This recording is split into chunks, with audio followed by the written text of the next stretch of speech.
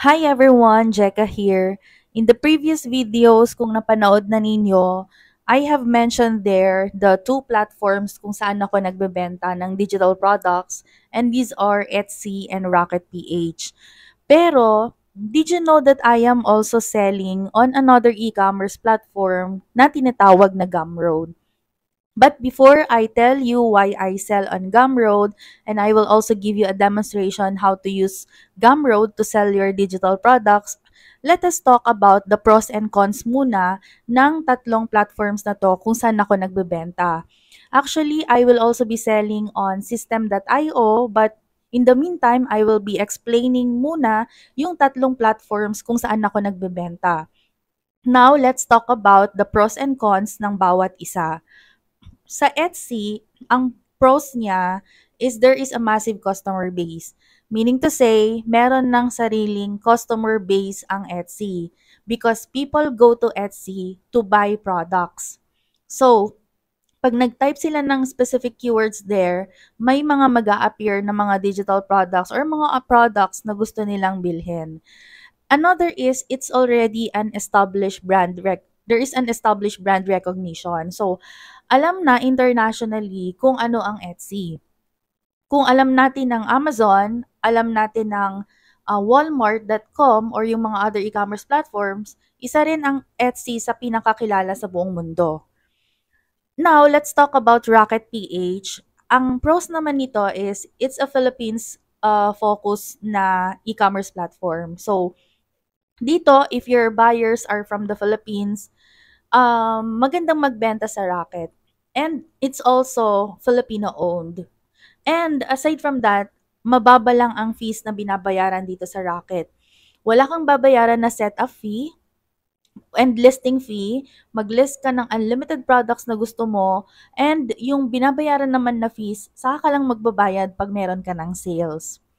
And then another one which is yung introduce ko sa inyo na Gumroad, ang maganda dito it's highly customizable. Yun yung isa sa pinakagusto ko dito and bakit nagkaroon ako ng tutorial before kung paano gumamit ng Gumroad kasi what I like about this is pwede kang maglagay ng photos, videos, and a lot more. Marami kang pwedeng ilagay dun sa listing mo na nakikita ng mga viewers mo or ng mga audience mo. And I will show you a demonstration how to use this one later on. Another thing that I like about it is wala siyang listing fees gaya ng Rocket. And dito sa Gumroad, I cater both local and international buyers. Sa Etsy shop ko, ang kinikater ko lang doon ay mga international buyers. I don't promote on social media. Kung mapapansin nyo, I don't promote on social media kasi gusto kong ma-maintain na yung aking mga customers are actually all over the world. So, dito sa Rocket naman, ang mga binebentahan ko dito ay mostly mga Filipinos. But I also cater international buyers dito sa Rocket. I have some few customers na nasa abroad na nag-purchase ng product ko dito sa Rocket and wala namang problema.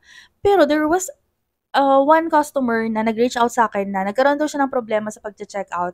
Is it because I'm in the US? So, sabi niya gano'n. So, na-realize ko na, okay, siguro yung card niya is hindi tinatanggap dito sa Philippines kaya nagkaroon ng problema sa pagche-checkout. So what I did was I created a listing sa Gumroad. Although I'm already selling on Gumroad, pero yung product na yun is wala sa Gumroad. So immediately I created a listing just for her and then nakapag-checkout naman siya successfully.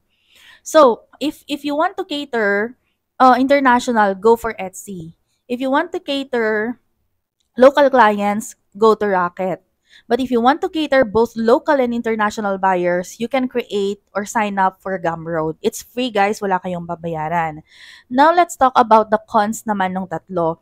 Sa Etsy, we all know that there is a high competition. And alam natin na dumami talaga, nag-boom talaga ang mga sellers sa Etsy. And another thing is, alam din ng mga Etsy sellers na mataas yung fees. Okay, so that's normal na sa mga Etsy sellers na mataas yung fees.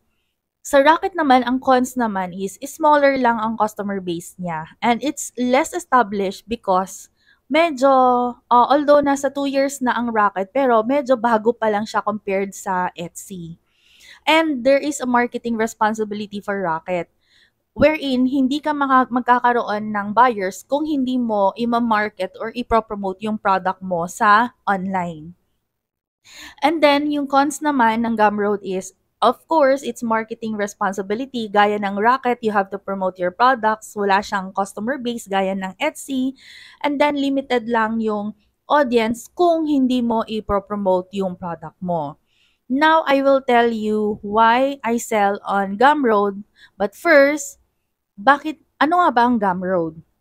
Gumroad is an e-commerce platform specifically designed for creators to sell digital products directly to their audience. It's like having your own online store but without the hassle of setting up and managing complex websites. One of the reasons why I prefer selling on Gumroad, it's because of I can cater both Filipinos and international clients. Kasi dito sa Gumroad, tumatanggap ito ng payment method from credit or debit cards and of course yung PayPal. And most of my clients talaga, they prefer paying for my digital products through PayPal. Another thing that I like with Gumroad is that yun nga, customizable yung loob ng product listing natin dito sa Gumroad, which I will share with you later on. And then lastly, ang pinakagusto ko pa sa Gumroad is ang mga buyers ko, they don't need to sign up for Gumroad para makabili ng product. Meron silang mga guest checkout din dito. Ngayon, the signing up of Gumroad account for the buyers are optional. Kung madalas silang bumibili ng digital products sa Gumroad, pwede silang mag-create ng account nila sa Gumroad where they can store all the digital products na binili nila. For instance ako, I created a Gumroad account and bumili ako ng digital products from a seller, seller 1, kay seller 2, kay seller 3. So, meaning to say, different sellers ako bumili ng digital products. So, if I have Gumroad account, nasa Gumroad account ko lahat yung mga purchases ko. That's what I like with Gumroad. And it's convenient for my buyers para iisa na lang yung place na kung saan i-store nila yung mga digital products nila. So now, I will be sharing with you yung Gumroad account. So, it's very simple lang yung pagsa-sign up ng Gumroad. You can use your Google account, pwede kang gumamit ng email mo, and very simple lang. And in this video, I will not be showing you how to sign up already kasi madali lang naman gawin yon. Ngayon, ang gagawin natin is, once you have signed up, what's next? Ito yung papakita ko sa inyo. Dito sa Gumroad, when you go to your settings, dito sa settings, mapupunta ka dito sa settings about your profile. So, ang gagawin ninyo dito sa user details, i-edit nyo muna. Like the email na gagamitin ninyo to get updates about your Gumroad. Dito rin kasi nila isi-send kung merong bumili ng product mo. So, this is the email na ginamit ko. And then, yung notifications, you can check here kung ano yung gusto mong ma-receive na updates to your email. Like, if you want to get notified kung may bumili through your email or through your mobile, ganyan, pwede mong i-check yung mga yan. And then, another thing is, dito sa, ayan, so, ito, the email is listed on the receipt of every sale. So, dito nga masisend lahat ng resibo kung may mga bumibili ng products natin.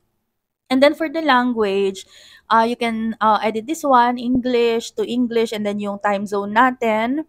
And then you sell in dollars. You can actually choose dito yung Philippine peso or dollars. Okay lang din naman. And then, ayan, okay. So, after setting up the settings, punta kayo sa profile nyo. And then, dito, lalagay nyo yung username nyo. So, it's very important na yung username nyo is should reflect everything about your digital product selling business. So the purpose of this one sa username is ito yung magiging natin, link dun sa store natin. So when you go to this one, let's just copy this. Pag pumunta kayo dyan, makikita dito lahat ng binebenta natin na product. But in this case, wala pa tayong binebenta kasi nga hindi pa nga tayo nagle-list. Pero if your buyers would like to check your shop, dito sila pupunta sa link na ito. But then again, wala pang nakikita kasi wala pa nga tayong nilist na product. And then, you also put your name. And then a short bio just to inform your buyers kung ano ba yung tungkol sa'yo, ano ba yung mga binebenta mo, you can include it here. And then you can add your logo. What I also like about Gumroad is nakalagay na dito yung sizes. Hindi na tayo maghuhula kung ano ba yung size na ilalagay sa logo, ano bang yung size yung ilalagay natin sa cover, sa thumbnail. Hindi, kasi lahat na actually nilalagay ng Gumroad yung sizes and even the format. This is what I really like about Gumroad. Kasi talagang talagang gina-guide ka nila from the setting up of your account to selling digital products on Gumroad. And then you can also connect your social links. And then for the design, you can choose kung alin dito yung gusto nyong gamitin for your font style dito sa shop mo. You can use this one. Ayan, pwede kang mamili. Let's try to use this one para mas simple. And then yung design then the background color, which is ito, and then your highlight color. So this is the default, but you can change the color according to your brand color. So dito pwede kang mamili RGB, pwede naman HSL, or pwedeng yung hex code. So click mo lang yan. But for me, I'm going to use yung hex code ng aking brand. So sinave ko na dito just a minute. Ito na yung aking color. So, we are just going to copy the hex code and then lalagay natin sa Gumroad dito. So, hex code and then paste lang natin dito. Oops. I think it can't be pasted. 9B8873. So, 9B8873. Okay. And then click enter. And then don't forget to click update settings every time you update. Kasi nabubura yan pag hindi nyo clinic. And then all throughout your Gumroad shop, lahat na ng listing mo, ito na yung highlight color na makikita mo, which is originally yung ganitong kulay, yung color ng Gumroad kasi yan. For the theme, kung halimbawa, if you don't want to manage the shop alone, you can add other people dito, and then you can choose their role, like if you want them to have a role like an accountant, admin, marketing support, ganyan. So, pwede nyo silang i-assign. So, maganda to for collaborating purposes, lalo na kung hindi lang naman ikaw nagmamanage ng shop. And then for the payments, you just have to fill this in kung ano man yung mga necessary details na kailangan yung ilagay dito. And then, okay, let's go back to the settings. And then, of course, the password, ayan, and sa advanced, let's try to see. Okay, sa advanced naman, if you have your domain, you can add in here, and so on and so forth. Yan. So, marami na kayong pwedeng gawin dito pa lang sa settings. Now, I'm going to show you how to add a listing on Gumroad. So, maglilist tayo ng product. The first thing you have to do is to go to products. Okay, never mind about this one. No, gumawa lang ako ng sample. So what you're going to do is to add a new product. And then, you put in the title. The title of my product, kasi gumawa na ako ng sample. So, social media templates. Okay, where is it? Ito, social media. Social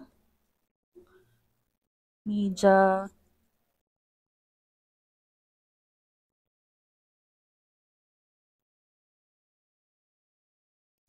Okay, so example this one. And then ang next na gagawin nyo is you choose the type of product na binibenta. So if you're selling digital products, you click on this. If you're selling a course or tutorial, ebook, membership, physical good, bundle, ito na maganda rin tong bundle. Pero in the meantime, we'll focus on one product muna. Dito sa bundle, maganda if you're selling two or more products na para mas makamura yung mga buyers mo, you can use this one. Pero in the meantime, again, ipapakita ko muna sa inyo how to list one product dito sa Gumroad. For the price, you can choose your currency, but let me just remind you na pag namili kayo ng currency dito is hindi na ninyo siya mapapalitan, hindi na ninyo ma-edit to. Ma-edit ninyo yung price pero you can't edit the currency anymore. So you have to choose wisely kung ano yung currency na ilalagay nyo. For instance, I will be selling this for sa Philippine peso. So Philippine peso siya. Ganyan. Kunyari, bebenta ko siya ng 299. So you just have to review and then next, customize. So, ang next na gagawin natin dito sa customize is, dito sa product, ito yung nakikita ng buyers. Again, dito sa product is ito yung nakikita ng buyers. So, first is you have to add in the description. So, since meron na akong nagawa na description, I will just copy and paste this one. Ayan, paste. So, let's just review. Ayusin lang natin siya kasi medyo magulo siya. So, what I like about Gumroad is ito nga yung highly customizable siya. So, i-edit lang natin yung spacing. Ayan, what's inside. Kailangan kapag yung laman ng description ninyo, dapat very clear. If possible, wala nang question ang buyer para bilhin yung product, and we don't want that naman, 'di ba? Ayaw natin na maraming questions ang buyer. So, dapat sa description pa lang nasagot na lahat ng questions nila. So, you can include there ano yung mare-receive nila, ano yung content ng templates na mare-receive nila, but don't give them everything, no? Even yung talagang text ng template mo ilalagay mo. No, it's not like that. But what I mean is, as much as possible is ilagay lahat ng information dito na pwedeng malaman ng buyer.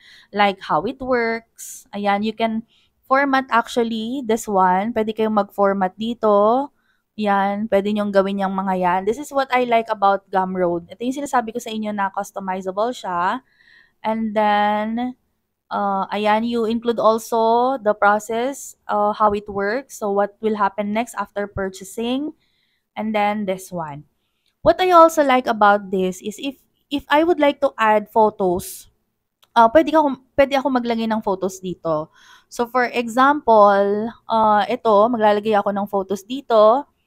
And then, I will just have to, let's say, ayan, maglagay lang tayo ng photos, ganyan. So, maa-upload na siya. So, ito yung preview na nakikita ng buyers, no? Ganyan siya. So, pwede nilang makita tong mga photos na to. So, ayan. So, example, ganyan.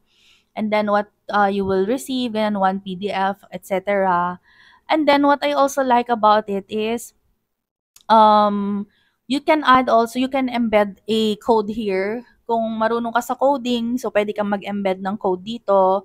Pero sa akin, since hindi naman ako masyadong maalam sa coding, mga ganyan, so ililive ko na lang siya. And then you can add also a separator, ganyan. Para mas organize siya. So lagyan lang natin siya ng separator. Yan. Oops. Okay, kunyari ganyan. So, may separator na siya. Or, you can also add actually a button dito. If you want to show a sample of your product, pwede naman. So, example, preview. Maglagay tayo ng button dito. So, preview, sample, template. So, example lang to And then you add the link here. So, if for instance, this is the link, example lang ito yung link. So, you can share, let's say, public view. So, makikita lang nila but they can't edit. So, public view yung kakopy natin. And then, balik tayo sa Gumroad. Then, yun yung ilalagay natin dito. And then, add a button. So, ganyan siya. Ganito yung makikita nila. So, when they click on this one, mapupunta sila dun sa public view nito. Ayan. And then, what I also like about it is you can add a video. Pwede ka rin mag-insert ng link. Okay? Or let's say, if ayaw mo ng button, pwede naman na ganito. Minute. Kung link naman, let's say, preview template here. And then, i-highlight mo lang yan. Then, mag-add ka lang ng link. So, lagay natin halimbawa yung link ulit nito. So, enter and then add link. So, magiging clickable na siya. Ganyan. Magiging clickable na siya. And then, what I also like is you can add a video. Insert a video. Pwedeng video ng galing sa YouTube or galing sa Google Drive. So, for instance, punta tayo dun sa YouTube. And then, let's say yung sa akin na lang. Tignan natin yung sa akin. Let's say this one. And then, example ito. Ito mismo na video. So, we can get the link. And then, ilalagay natin siya dito. And then, there you go. Pwedeng malagay yung video dito. If you want to add a tutorial, pwede naman. Maganda rin kasi na nakikita ng buyers na kung paano gamitin or i-demo mo kung paano gamitin yung digital product mo. No, mas malaki yung chance kasi na magkaroon sila ng interest kasi nakikita nila, ganun pala gamitin yung digital product. So you can add videos here, like let's say sa YouTube video or Google Drive o video na nasa Google Drive. And then after that, pag nalagay na natin, you can add your URL. Pwede mo siyang i-customize.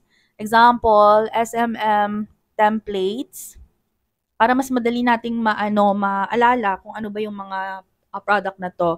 So, ibig sabihin, ito yung URL mismo na isi-send natin sa buyer kung gusto nilang bilhin yung product natin. But in the meantime, page not found pa siya kasi hindi pa natin siya na-publish. So, ito yung isi-send natin sa buyer if they want to specifically buy itong product na to. And then domain, we can skip on this one. For the cover naman, ito yung nakikita ng buyer dito sa taas. So there is already an image size kung ano yung ilalagay natin dito. Kung gusto ninyong gumamit ng let's say ng Canva to edit for your cover photo, you can just go to Canva. And then, ang gagawin nyo dito is you are going to click customize size. And then, kunin lang ninyo kung ano yung size na hinihingi ng Gumroad. So, it's 1280 by 720. So, 1280 by 720 pixels. And then, you just have to create a design. And then, there you go. Ang gagawin mo na lang is you're going to edit kung ano yung ilalagay natin na cover. But sa akin, I have already created one. So, eto na siya. Same size lang din. And we're going to upload yung nagawa ko na computer files. And then, this one. No, not that one. Hindi ko pa pala siya na-download. So, let's download this first. PNG. And then, download. And then, okay. So, download na natin siya. Let's just get it. See it. Okay. Ayun. So, eto na siya.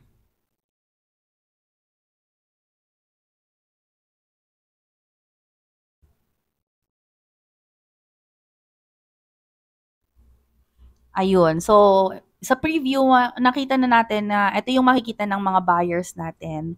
And then after that, you can also add yung thumbnail, which is 600 by 600 pixels. So, yung thumbnail, ito yung nakikita dun sa store natin mismo. So, dito sa preview, hindi natin siya makikita. Pero pag nasa store natin, ito yung mas nakikita. Okay? So, we're going to upload. Na-edit ko na rin to. So, let's say this one. And then, you also include there yung call to action. So, habang hinihintay natin siya ayan, na-upload na siya, dito na tayo sa product info. So, meron kang 3 options ng call to action. So, pwedeng I want this, buy this, or pay. Ayan. So, yun yung nakikita nila na button dito na buy now, yung parang ganon. If you want to click I want this, yun ang makikita nila. Pero, para mas common and baka hindi nila masyadong alam yung I want this, ganyan. So, ang ginagamit ko ay yung buy this. Para alam nila na they have to buy this in order for them to get the templates. And then, you'll get a summary. You'll get, ano yung marireceive nila? So, they will receive one PDF containing the template links. Ayan. So, one PDF containing the template links. So, ilalagay mo lang dyan. And then for the additional details, pwede kang mag-add dito ng attributes. Example, um, number of templates, So since it's an 18 templates bundle, so lalagay mo dito 18 templates. And then another detail is, let's say, format or file type na lang. Ano ba? File type. So lalagay mo din dito Canva,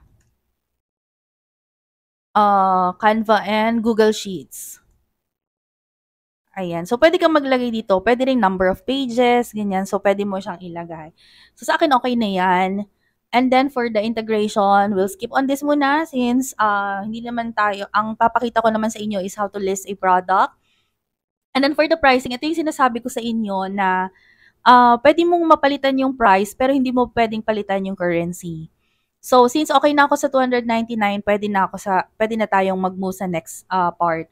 Dito, guys, huwag nyo kakalimutan na, baka maklik nyo to, allow customers to pay what they want. Kasi pag ganito yung ginawa nyo, ang mangyayari, kahit 299 yung nakikita nila, they can pay as low as 2 pesos. So, pag naglagay sila ng 2 pesos, makukuha nila yung product mo. So, make sure na hindi yan naka-check, guys. Okay? And then, you can also add different variations of your product. Ganyan, kung meron kang other variations like kung may other colors ka nito, pwede kang maglagay dito sa other variations. So, remove muna natin yan. And then, limit product sales since it's a digital download, okay lang din naman. Allow customers to choose a quantity, etc. It's all up to you. So, pag natapos na natin yan, the next thing you're going to do is to click save and continue, guys. Don't forget about that. And then, dito na tayo sa last part, which is yung content na. Dito sa content, ito na yung makikita ng buyers kapag bumili na sila ng product. Again, sa product, ito yung makikita ng potential buyers mo. So, yung mga audience mo, ito yung makikita. Pero once they pay for your product, yung nasa content, yun na yung marireceive nila. So, what I do on this one is I create different sections. So, naglalagay ako ng mga pages. So, example, yung page is instructions. Yan, nilalagay ko dito. And then, another page is kung gusto mo maglagay ng Canva tutorial, pwede naman. Canva tutorial. And then another thing is the template links. The template links. And then, ayan, okay na ako dyan. Sa instructions, ilalagay mo dito yung instructions. Ganyan. And then, of course, number 1, number 2, wait lang. Number 1, kunwari, naglagay ka ng instructions. Number 2, number 3, number 4. Ganyan. So, just like dun sa sa product, pwede kang mag-add ng photos, maglagay ng file, maglagay ng button. Ayan, pwede for options. Ayan, pwede kang maglagay actually ng mga yan, link, quote, mga horizontal line. And then for the Canva tutorial, you can add here, let's say, yung Canva tutorial ko na lang example. Let's say, asan na ba yon? Okay, Canva tutorial. So, for instance, this one.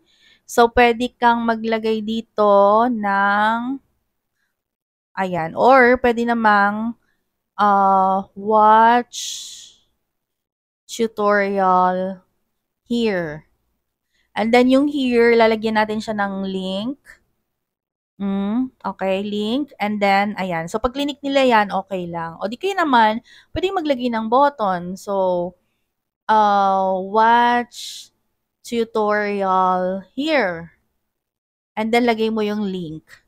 So, it's all up to you kung alin dyan yung gusto mo. And then, for the template links, you can add in here kung halimbawa, gumamit ka ng thank you page na PDF, which is yun yung ginagawa natin sa Etsy and Rocket, pwede rin naman na i-upload mo na lang yung file dito. So, let's say, tignan ko lang kung meron akong na-upload na file. So, example, ito. Ayan. So, pwede akong mag-upload ng file dito. And then, they will just click download. Okay, they will just click download. O di kaya naman maglagay ka ng mga buttons dito like template 1. Tapos ilagay mo dito yung template like let's say kung Canva template, so lalagay mo dito yung Canva template link. So gamitin ulit natin ito as an example. Hindi, template link pala dapat. So template link, create template link, and then copy.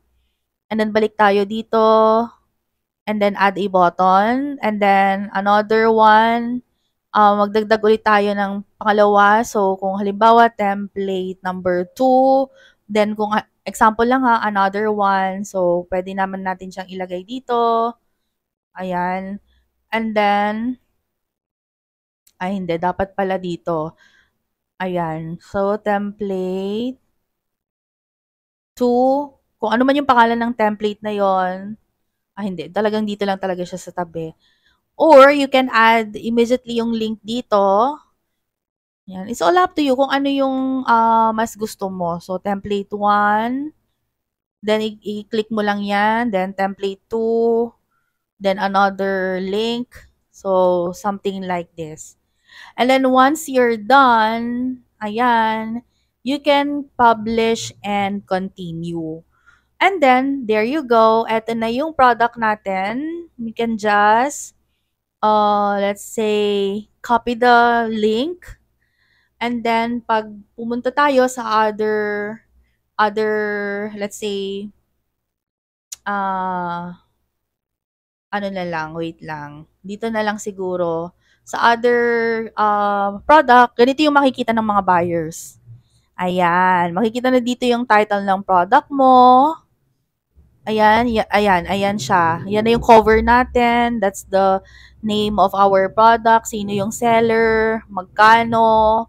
Ay, ito na yung inedit natin mismo. So, ito na yung makikita ng mga buyers. Ayan. And then on the right side, makikita nila dito yung button na buy this. And then, ano yung marireceive nila? One PDF containing the template links. And then, kung ilan yung number ng templates, yung nilagay natin. Ano yung file type. Ayan. And then, itong mga to, Gumroad na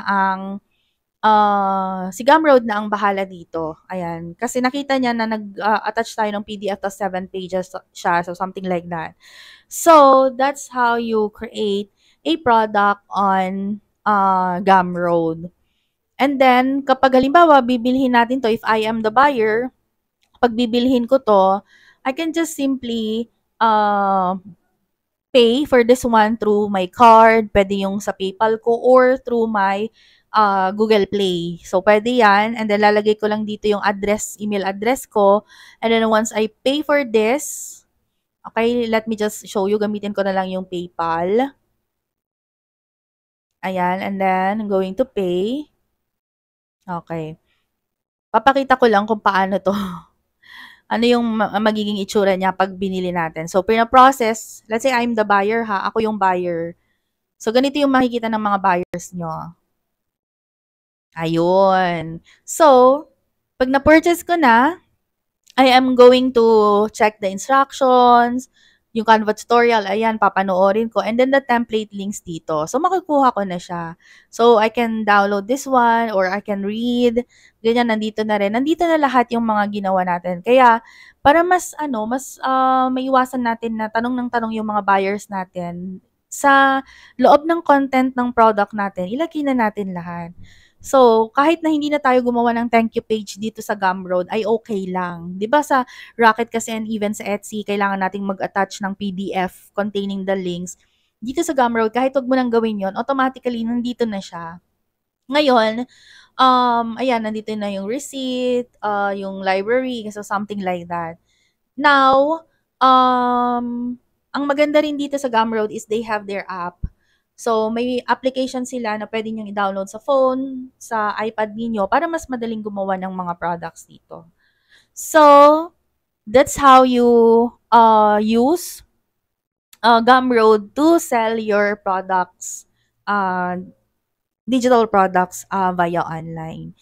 So, if you have questions about how to create or about this Gumroad e-commerce platform, you can just simply comment your questions below and I will try to answer them And I hope you have learned something from this video. Please don't forget to like and subscribe if you find this video helpful.